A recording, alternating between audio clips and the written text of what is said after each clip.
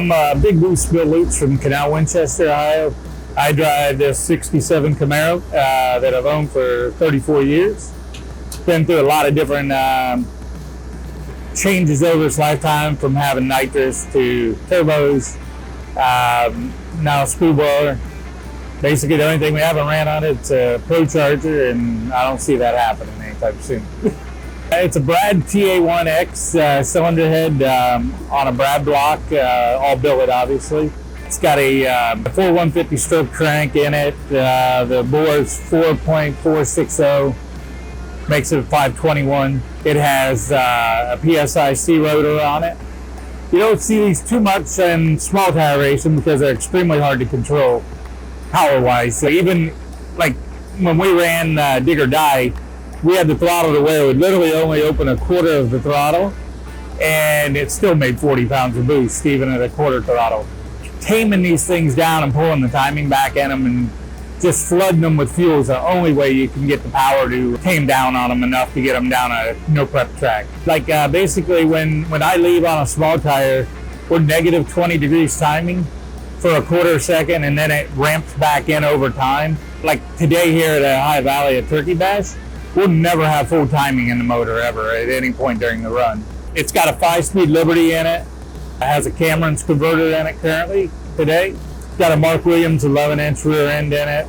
We were breaking the 10-inch rear ends every 5 passes when we had the big tires on it. Every time the lockup would come on, it would just straighten the gears up on the thing. That's $1,000 a ring and pinion. So I called Mark Williams. I'm like, what, do you make a rear end that will not break? And he's like, absolutely. It's heavy. It's like, I think it's 70 pounds heavier than our 10-inch was, but it's a sacrifice that we're willing to give because, one, of where the weight is, slowing the car and all the way in the rear. But we've ran this now 2 seasons. Ring and pinion is perfect. They said they had 600 runs on a funny car and never broke a gear. So I'm like, okay, that'll work in this. So that's what we switched to about a year and a half ago. And like I said, it's been flawless on the rear end. The Liberty, in a day like today, we're probably leaving 3rd gear to take ratio out of it on the starting line. You know, normally we'll take off at 1st and they'll make the 5 gear changes in an 8 mile. Today here, more likely we're going to start off in 3rd. I'll let Kenny, he makes all those decisions for me. And when I go up to the starting line, when you see him hold up 1, 2, or 3 fingers, he's telling me what gear to put it in. The cool thing about the Liberty is we can leave in any gear. Like when we run it on the street or Dig or Die, we actually left in 5th gear. It was the 1 gear the whole way, you know. You're just flipping the converter trying to get the car to basically drive through the converter. But, you know, that's some of the tricks that we do to tame it down from 4,000 horsepower down to like 2,000 or 2,500.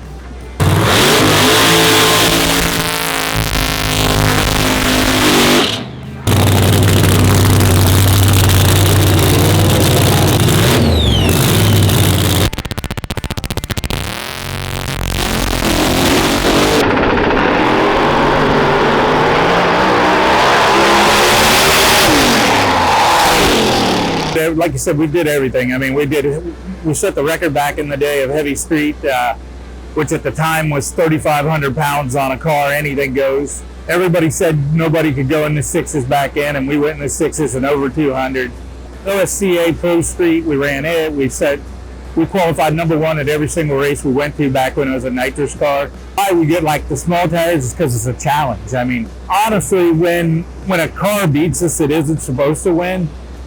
I mean, it makes their day, you know. I mean, honestly, like if we run, you know, a car that runs, you know, mid-7s in the 8th, and they end up beating us because it spins or it breaks or whatever, you know, we like the challenge. I mean, like we're on a slick here. Next week we're on a 33-10-5, and then we go to a radial the following week. I mean, we literally will run any combination, any tire on this car. We've got it down to where it's just a couple of shock moves and a 4-link. We got all the 4 links marked for big tire, small tire, radial, everything. We'll swap it over. It takes us about an hour to swap it over. And, you know, we'll run anything. Put down the whole track. They've got it pretty bare. So it's going to be interesting. The first couple pair downs really going to be sketchy as hell. as cars go down, obviously it will get better.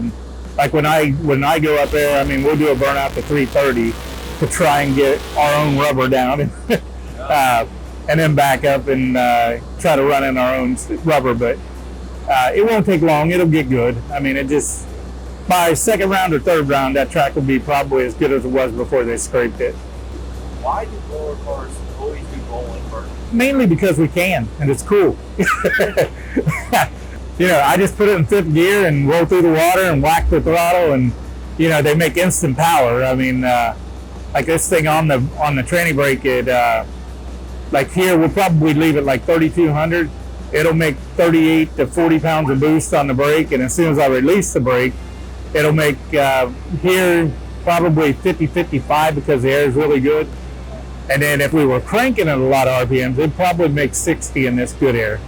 Yeah, we was running a green oil in it, which, you know, you've been around racing, you know what a green oil is. And we were burning up push rods left and right, like every 2 to 3 passes. A buddy of mine by the name of Jace hooked me up with Kyle and said, hey, you know, these guys make oil. It's a grade 4 synthetic oil.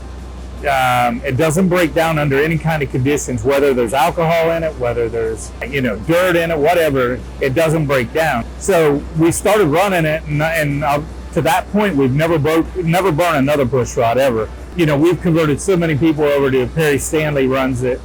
We have a guy 2 trailers over from us that was just telling us he just burned a push rod on startup. So I'm like, well, here's some oil, try it. I can almost guarantee you're not going to have a push rod issue anymore after this. And to me, it's some of the best oil on the market. And I mean, you know, we check bearings every 25 passes, and bearings always look great in it. You know, we really had no issues at all. Depending on how things go, I mean, we'll have 3 races left. We got to go quarter mile at Maryland, which is on a 33.10.5W. And, you know, we're going to try and go 590s, maybe even 580s there.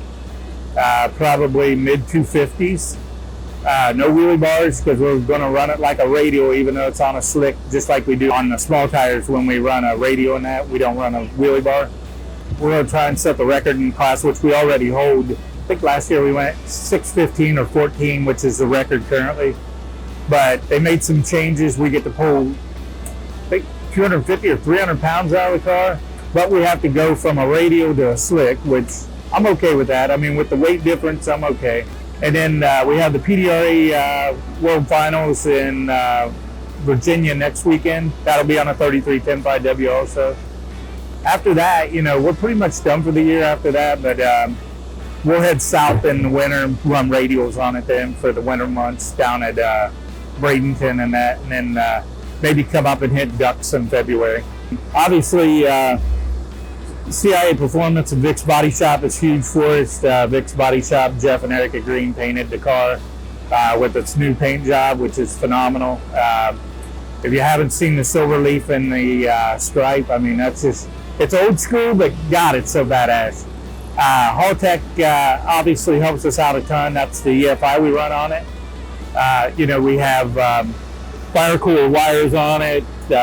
Obviously, Hot Shot secrets with their oil. We run their oil, transmission, rear end fluid, everything's all Hot Shots in the car.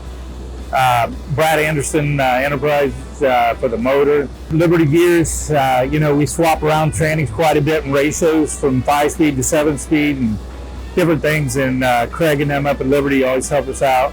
Camerons and Pro Torque, we run both converters, just depends on what we're running and which configuration we're running it in. We'll swap converters back and forth. The TBM brakes, RC Comp, I mean, they all help. And you know, and everybody always thinks the sponsors have to be monetarily done, but let me tell you, man, anything helps. If they give you half off of what the product is or anything, I mean, that's a huge help with somebody that, you know, runs on a budget. And I know most people would laugh if they say I run on a budget, but I really do. I mean, you know, because it's all my own money and my wife's money. And Kenny tunes the car for me. Obviously, my son, he's tuning a ton of other cars also here and around the country. You know, he's tuning Sherm up in Onondaga. He's tuning the Gucci car at No Prep Kings and stuff. So everybody that comes into the sport with you, I mean, it's all a help.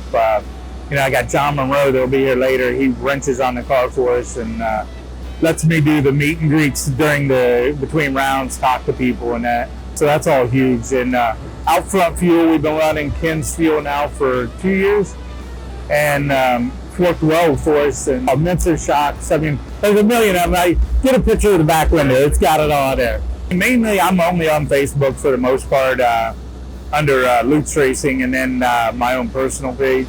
And I'm always posting what's going on at the races and where we're at, you know, how we're doing, good or bad. I mean, sometimes it's been bad, but